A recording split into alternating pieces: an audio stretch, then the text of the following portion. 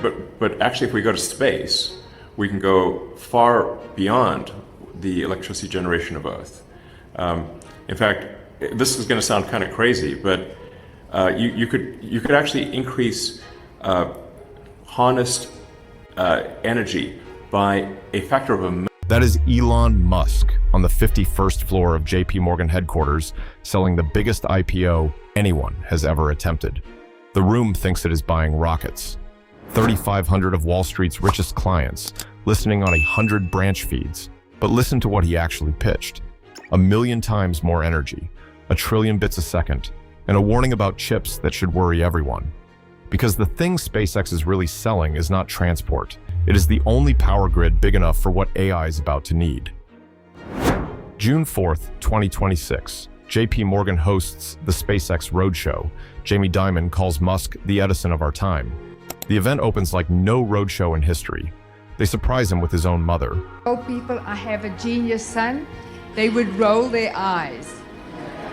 And then... Sure. Well, understandable, frankly. I knew. And then... Charming, disarming, and then Dimon asks the only question that matters. Why go public now? You had choices.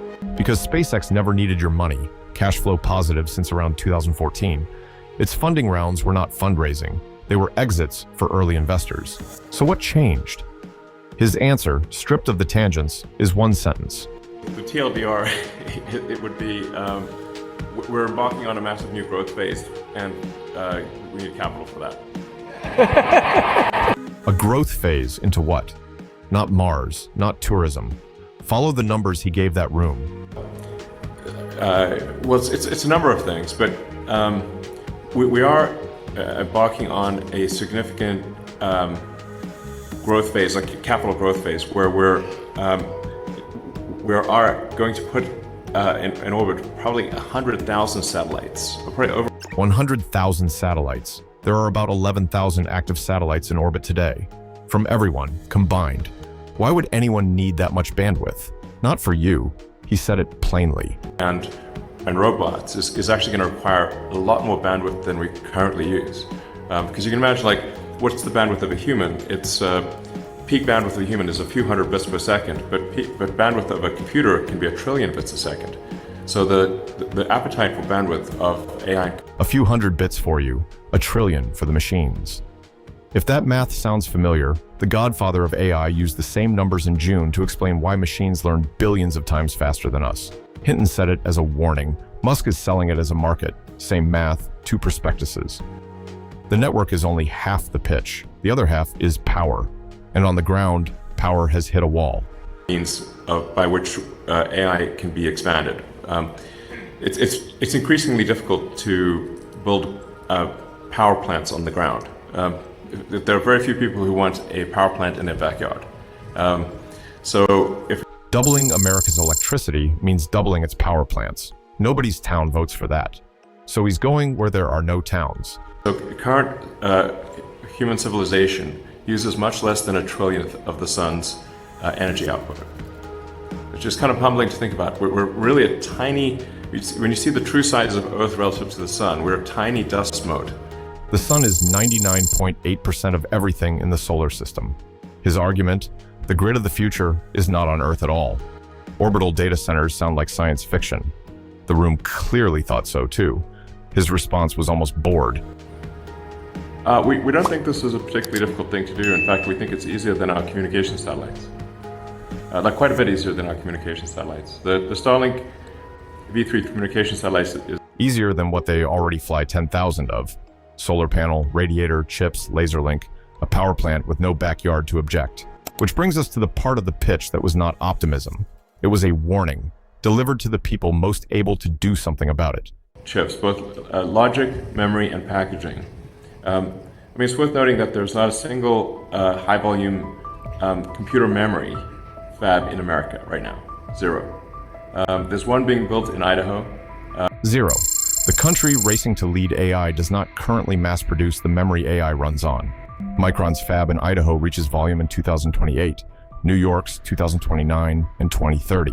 And even those, he says, are not close to enough. AI, logic, memory, and packaging, AI computers essentially, that is far beyond what even the best case assumptions of the existing fabricators can do. And that's why we need to do the terafab.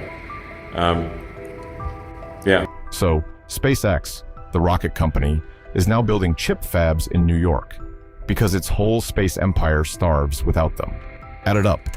This is the actual prospectus, the one between the lines. Starship makes the truck cheap. Full reusability means the cost of orbit collapses to the cost of propellant, liquid oxygen, and methane, cheaper than jet fuel, cargo to orbit for less than a transoceanic air freight bill. That is the claim underwriting everything else. When Diamond teased him about hotels on the moon, Musk reached for a railroad. Moon hotels, don't you think? Yeah. Musk hotels. Well, it could be other. Actually, you think of us more like we're kind of like the Union Pacific, you know. When they built Union Pacific back in the day, people thought they were crazy because, like, why are you trying to carry all this cargo and people to California? No one's there. But now California is the biggest state in the country. The railroad joke lands because it is the honest version of the pitch. Build the track before the city exists, then own everything that moves on it. There is one more customer in this story, and it is not on the brochure. Diamond asked about patriotism. The answer drifted somewhere darker. On a war these days, I guess. We have a division called Starship, which provides military communications. And there's some other stuff that's kind of classified, I guess. We can't talk about. Starship, military communications, and classified work he cannot discuss at his own IPO with the buyers in the room. You are not just buying a rocket company, you are buying a defense contractor, a telecom, a chip maker, and a power utility in one ticker. Is it worth the biggest valuation in IPO history?